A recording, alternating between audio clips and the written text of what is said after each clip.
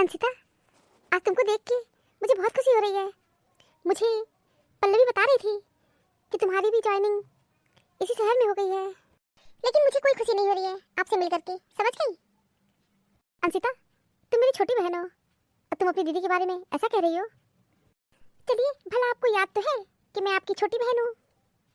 अंशिता, ये कैसी बात कर रही हो? क्या बहन बहन के रिश्ते कभी खत्म हो सकते हैं क्या? हाँ दीदी, मेरे लिए रिश्ते उसी दिन खत्म हो गए थे जिस दिन मैं इतनी तकलीफ में थी, आप मेरी मदद नहीं की। अंशिता, मैं उस दिन मजबूर थी, लाचार थी, मैं तुमको अपनी प्रॉब्लम बता नहीं सकती हूँ। अरे छोड़िए दीदी, नौटंकी नौटंकी तो आप बचपन से करती आई हैं, सब देखे हैं, सब जानते हैं, इसलिए अब हमको समझाने बहलाने की कोशिश मत करिए। अब मैं दूध पीती बच्ची नहीं हूँ और आपकी छोटी बहन नहीं हूँ, एडल्ट हूँ, अपना अच्छा बुरा सोच समझ सकती हूँ, आपकी सलाह की मुझे ज़रूरत नहीं है। मौसी जी, मम्मी के बारे में आप गलत सोच रही हो।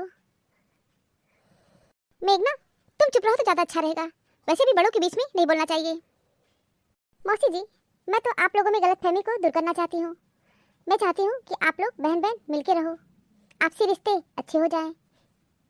मुझे ऐसे रिश्ते नातों की ज़रूरत नहीं है, मैं अपने जीवन में खुश हूँ, मुझे किसी की ज़रूरत नहीं है। मैं जा रही दीदी, मुझे आपसे कोई बातचीत नहीं करना है, आप अपनी ज़िंदगी में खुश रहिए, मैं अपनी ज़िंदगी में खुश हूँ। मौसी जी, आप नाराज़ मत होइए, आप तो छोटी छोटी बातों से नाराज़ हो जाती हो। मेघना, जब तुम कोई बात जानती ही नहीं हो तो तुमको बीच में टांग अड़ाने की ज़रूरत क्या है? दीदी, बचपन में तो आप बहुत कहती थी तुम लोग को तमीज़ नहीं है, तमीज़ नहीं है।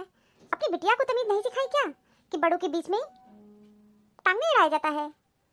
अपनी लड़की को तमीज़ सिखाइए, 1-2 साल बाद ससुराल जाएंगी। पता नहीं किसका शक्ल देख के उठी थी। मम्मी ये बताओ, छोटी मौसी आपसे इतनी नाराज क्यों है? क्यों आपसे बातचीत नहीं करना चाहती हैं? और घर आना तो बहुत दूर की बात है। मेघना, तुम तो अच्छी तरह जानती हो कि तुम्हारे पापा कितने कंजूस मक्खी चूस हैं। हाँ मम्मी, ये बात तो मैं बहुत अच्छी तरह जानती हूँ कि पापा बहुत कंजूस और मक्खी चूस हैं। और मेघना, तुम ये भी जानती हो कि तुम्हारे पापा मेरे मायके वाले पक्ष को बिल्कुल भी पसंद नहीं करते हैं। उनका आना जाना, कुछ देना लेना उनको बिल्कुल भी पसंद नहीं था। ससुराल के लोगों को बहुत पसंद करते थे, उनके ऊपर पैसे भी खर्च करते थे। हाँ मम्मी, ये भी मैं जानती हूँ, लेकिन मम्मी एक बात मैं तुमसे कहूँ, मैं पापा की साइड नहीं ले रही हूँ, लेकिन पैसे रुपए से रिश्ते खराब हो जाते हैं, तो पैसे रुपए को छोड़ के क्या रिश्ते को बनाया नहीं जा सकता है? मम्मी, पैसा रुपया बहुत खराब भी होता है और पैसे की नीड होती है। मम्मी, पैसे रुपए से रिश्ते खराब हो जाते हैं, इसलिए मम्मी मैं ये सोचती हूँ पैसे रुपए का व्यवहार तो किसी को करना ही नहीं चाहिए। लोग बहुत जल्दी बुरा मान जाते हैं और रिश्ते भी खराब हो जाते हैं। मेघना, तुम्हारी बात बिल्कुल सही है, लेकिन रिश्ते नाते भी जरूरी होते हैं। रिश्तेदार मुसीबत में एक रिश्तेदार के पास ही आते हैं, और अगर रिश्तेदार समर्थ हो तो उसको उसकी मदद करनी चाहिए। कि तुम्हारे पापा हमारे मायके वालों को कभी पसंद नहीं किए, उनकी मदद की तो छोड़ो, वो किसी को पसंद नहीं करते थे। तुम्हारे पापा बस अपने साइड के लोगों को, ससुराल के लोगों को पसंद करते थे, और उनके बहन भाई भतीजा भतीजी रिश्तेदार सब उनको घेरे रहते थे, क्योंकि तुम्हारे पापा पैसा लुटाते थे। पैसे में बहुत पावर होती है, तुम पैसे से लोगों को नचा सकती हो, पैसे से तुम्हारे इर्द गिर्द लोग नाचते रहेंगे। तुम्हारे आसपास जो भीड़ रहती है ना, वो पैसे की वजह से, और तुम्हारे पापा को ऐसी भीड़ बहुत पसंद है। पापा अपने आसपास ऐसे लोगों की भीड़ को पसंद करते थे। लेकिन मम्मी, पापा ऐसा क्यों करते थे? क्योंकि तुम्हारे चाचा बुआ सब दलित लोग हैं, और दलित लोग क्या पापा को घेरे रहते थे। पापा पैसे लुटाते थे, वो लोग मजे लेते थे, जिंदगी का आनंद लेते थे। लेकिन मम्मी, मौसी को क्या जरूरत थी, पैसे मांगने आई थी क्या? हाँ मेघना, तुम्हारी मौसी पढ़ने में बहुत अच्छी थी और उनको पढ़ने के लिए पैसे की आवश्यकता थी, और वो एक कंपटीशन निकाली थी, आई थी पैसे मांगने। तुम्हारे पापा बहुत अपमान किए थे और मना किए, एक भी पैसा मत देना। कि मम्मी, मौसी तो आज जॉब करती है। हाँ बेटिया, मौसी तुम्हारी जॉब करती है, मौसी तुम्हारी घर घर लोगों को ट्यूशन पढ़ाई, बहुत मेहनत की, बहुत मेहनत की। आज अपनी मेहनत के बल पे तुम्हारी मौसी एक गवर्नमेंट जॉब करती है। मम्मी तुम उदास मत हो, मौसी को हम लोग मना लेंगे। रूठे रिश्तेदारों को मनाया भी तो जा सकता है। और मम्मी, प्रेम तो कभी खत्म नहीं होता है, गलतफहमी दूर नहीं हो सकता है। देखी तो अपनी मौसी को सीधे मुंह बात भी नहीं की। मम्मी एक काम करते हैं, हम लोग मौसी के घर चलते हैं। अरे नहीं नहीं मेघना, घर चलेंगे तो और अपमान करेंगे। इससे अच्छा है उनके घर हम लोग न जाएं। अब बिन बुलाए मेहमान की तरह किसी घर पहुंच जाना अच्छी बात नहीं है। अरे मम्मी, ऐसा ना सोचो, हम लोग चलेंगे। ठीक है, हम लोग का अपमान करेंगे, हिसाब बराबर हो जाएगा। हो सकता है मम्मी अपमान ना करें और कुछ नहीं होगा तो मम्मी एक काम हम करेंगे, आप लोगों की गलतफहमी को हम दूर करेंगे। चलो हम ऐसा जरूर करेंगे मम्मी। और मम्मी छोटी छोटी बातों से रिश्ते नहीं खराब किया जाता है। अब तमाशा करने के लिए यहाँ मेरे घर क्यों आ गई? अंशिता, मैं तुमसे कुछ जरूरी बात कहने आई हूँ। प्लीज दीदी, गिव मी अलोन, मुझे शांति से अकेले रहने दीजिए। अब मुझे किसी की आवश्यकता नहीं है। आप मेरा घर द्वार देख के समझ सकती हैं कि मेरा कंडीशन कैसा है। अब मैं अपने जीवन में बहुत खुश हूँ, आगे बढ़ना चाहती हूँ, पीछे मुड़ के नहीं देखना चाहती हूँ। कि उन लोगों को मैं शुक्रिया अदा करना चाहती हूँ, क्योंकि उन्हीं लोगों की वजह से आज मैं आगे बढ़ी हूँ। अच्छा ही होता है दीदी कि जीवन में कुछ लोग अपमान तिरस्कार करते हैं, ये बहुत अच्छा होता है। अब मेरे लिए भी बहुत ही अच्छा रहा। अगर हम अपनी ज़िंदगी के बारे में सोचे दीदी ना, तो सोचती हूँ जो हुआ अच्छा ही हुआ। अगर वैसा ना होता तो आज मैं कहाँ होती? ठीक ही हुआ। मौसी जी, आप तो बहुत अच्छा सोच रही हो। मम्मी को क्यों दोष दे रही हो? मेरे पापा तो बहुत ही कंजूस है, किसी के ऊपर पैसे ही नहीं खर्च करना चाहते हैं। मम्मी के मायके के साइड के लोग को तो वो देखना पसंद नहीं करते थे। आप ही बताइए मम्मी कैसे आप लोग के ऊपर पैसे खर्च कर देती? ठीक है, दीदी के पास पैसे नहीं थे, लेकिन दीदी के पास जेवर तो थे ना। और मुझे अच्छी तरह पता है, मम्मी बताती थी आपको मम्मी जेवर बहुत दी थी, आप मायके से बहुत ज़्यादा जेवर पाई थी। तो क्या आप उनमें से कोई जेवर बेच करके मुझे पैसे नहीं दे सकती थी? आंसी, अब तुम बहुत सही बात बोली हो। हम तुमको पैसे देना चाहते थे और वही काम करने वाले थे, लेकिन तुम्हारे जीजाजी इतने राक्षस टाइप के आदमी हैं कि हम तुमको बता नहीं सकते हैं। मेरा सारा जेवर अपनी बहनों में बंटवा दिए। दीदी, तुम ऐसे राक्षस आदमी के साथ कैसे जीवन बसर कर ली? रिश्तेदार तो वो होते हैं जो एक दूसरे की मदद करते हैं, उनके दुख सुख में उनके काम आते हैं। लेकिन तुम्हारे पति तो बहुत बड़े चंडाल निकले, वो तुम्हारा जेवर भी अपनी बहनों को बंटवा दिए। बहुत बड़े दरिद्र आदमी है। तुमको ऐसे दरिद्र आदमी को तो तलाक दे देना चाहिए। सही कह रही हो आंसी, तलाक तो दे देना चाहिए, लेकिन मैं बहुत मजबूर और लाचार, इतनी बेबस थी कि इतने छोटे छोटे बच्चों को लेकर कहाँ जाती। मजबूरी में, लाचारी में, बेबसी में इस रिश्ते को निभा डाली। मैं बहुत अच्छी तरह जानती हूँ कि दुख सुख में रिश्तेदार नातेदार मदद करते हैं और करना भी चाहिए, लेकिन मेरे पति हमको कभी पैसा देते ही नहीं थे। बस भोजन करते थे और 2-4 कपड़े मिल जाते थे। बताओ, हम किसी को कुछ दे सकते थे? कुछ भी देने में समर्थ नहीं थे। इतने बड़े परिवार में शादी हुई थी, हमेशा लड़ाई झगड़ा कलह कलेश तो होता ही था। हर दिन किचकिच किचकिच होता था, कभी घर में शांति नहीं रहती थी। पति के रूप में एक चंडाल मिले और उस चंडाल के साथ पूरी जिंदगी बिता लिए। मौसी जी, मम्मी आपके लिए गिफ्ट लाई हैं। हाँ, ये ज़रूर है, मेघना को मैं अपनी तरह नहीं बनने दी। मेघना की पढ़ाई पे मैं शुरू से ध्यान दी हूँ।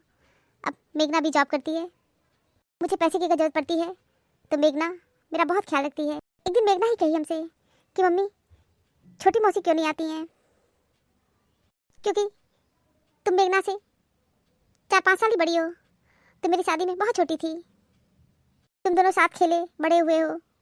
मेघना हमेशा तुमको मिस करती थी। मेरे पास तुम्हारा कोई कांटेक्ट नंबर भी नहीं था जिससे मैं तुमसे कांटेक्ट कर सकूं, और उस दिन इत्तेफाक से हमारी तुम्हारी मुलाकात हो गई। सॉरी दीदी, मुझसे गलती हो गई। मैं आपके बारे में पता नहीं क्या क्या सोच रही थी। सॉरी दीदी, मुझसे गलती हो गई। दीदी, अब मुझे पता चला आप कितनी बेबस और लाचार थी। वास्तव में बहुत सारी महिलाओं की स्थिति आपके जैसी होगी, जो मजबूरी, लाचारी और बेबसी में अपना पूरा जीवन एक ऐसे व्यक्ति के साथ जीवन बसर करती है जो उन्हें बिल्कुल भी पसंद नहीं होता है। दीदी, इसे एक तरह से रिश्तों को ढोना कहा जाएगा। हाँ जी, हम लोग रिश्तों को ढोते हैं मजबूरी में। दीदी, एक काम करो, तुम अपने पति को तलाक दे दो। अरे आंसी, अब ये क्या कह रही हो? अब बुढ़ापे में अपने पति को तलाक देंगे? नहीं नहीं, अपना मजाक नहीं बनवाना है। बच्चे बड़े हो गए हैं, बच्चे अपनी जिम्मेदारी बहुत अच्छी तरह समझ रहे हैं। मौसी जी, अब पापा में सुधार भी हो गया है, बूढ़े हो गए हैं ना। बुढ़ापे में कोई सुधरे, ये कौन सी बात है? सुधार तो सही समय पे होना चाहिए ना, कि बुढ़ापे में तुम्हारे पापा सुधर गए हैं। आज मैं बहुत खुश हूँ, 2 बहनें आपस में मिल गई, एक छोटी सी गलतफहमी के कारण आप लोगों में कितनी दूरियां थी। और मौसी जी, गिफ्ट खोल के देखिएगा, मैं अपने पैसे से लाई हूँ और इसमें वही सामान है जो आपको बहुत पसंद है। मम्मी सब मेरे साथ मार्केट गई थी और हम लोग शॉपिंग करके आपके लिए लाए हैं।